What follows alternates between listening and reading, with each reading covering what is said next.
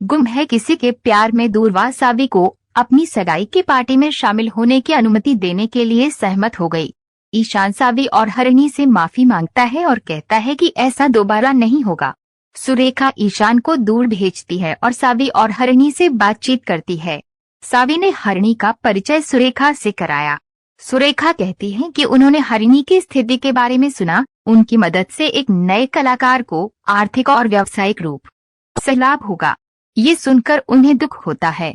सुरेखा उनसे कुछ मांगती है। सावी का कहना है कि वे कोजागिरी व्रत कर रहे हैं। फिर सुरेखा अपने मेहमानों से मिलती है। हरिणी कार्यक्रम की मेजबानी करती है, सभी को कोजा पूर्णिमा की शुभकामनाएं देती है और गायत्री स्तोत्र के साथ हरिणी के प्रदर्शन की घोषणा करती है। हरिणी घबरा जाती है और किरण के तानों को याद करके गाना नहीं गाती। दूरवा के दोस्त ताना मारते हैं कि वह नहीं गाएगी और वे अगले साल उसे सुनने आएंगे। सावी हरिणी को प्रोत्साहित करती है और उसे अपने लिए गाने के लिए कहती है। हरिणी आत्मविश्वास से गायत्री स्तोत्र गाती है। हर कोई उसके लिए ताली बजाता है। निशिकांत को शांतनु का फोन आता है और वह यशवंत को बताता है कि शांतनु ने फोन किया था और बताया था कि वे नहीं आ सकता क्योंकि ईशा बीमार पड़ गई है। यशवंत कहते हैं कि उन्हें पता था कि शांतनु ऐसा करेंगे।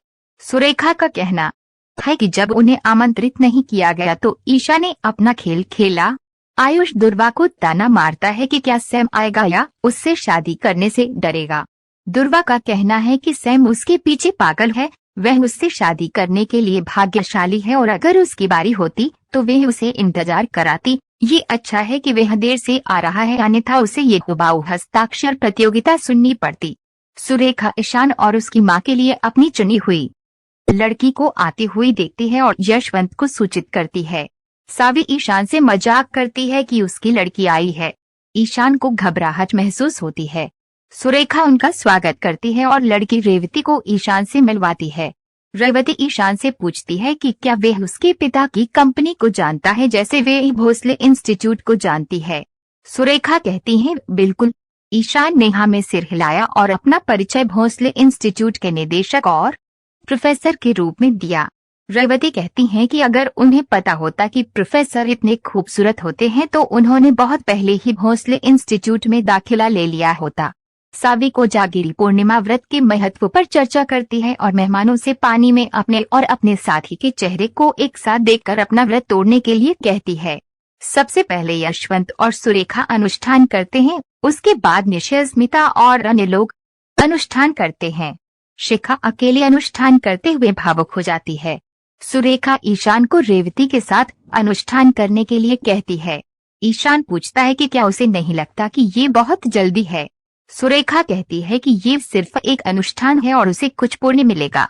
यशवंत सुरेखा से कहता है कि उसे थोड़े ही समय में ईशान के लिए एक अच्छी संस्कारी लड़की मिल गई। एक वेटर रेवती से टकराता है और उस पर खाना गिरा देता है। रेवती वेटर पर चिल्लाती है। सभी स्थिति को संभालती है। ईशान पानी में रीवा की छवि की कल्पना करता है। हरिणी गाना शुरू करती है। कोई सावी को धक्का देता है और वह ईशान पर गिर जाती है। इनकी छवि पानी में दिखाई देती है। ईशा शांतनु को दूरवा के सगाई समारोह में शामिल होने के लिए कहती है। शांतनु ने यह कहते हुए मना कर दिया है कि परिवार को उसकी चिंता नहीं है। हरिणी का प्रदर्शन अब तक समाप्त हो गया होगा। अस्मिता ने हरिणी के प्रदर्शन की प्रशंसा की, जिसके बाद अन्य लोग भी उसकी प्रशंसा करते हैं। सुरेखा हरिणी को बुलाती है और उसका अपमान करते हुए कहती है कि वे एक नई कलाकार है और उसे गलतफहमी में नहीं रहना चाहिए कि वे उसे फिर से काम पर रखेंगे।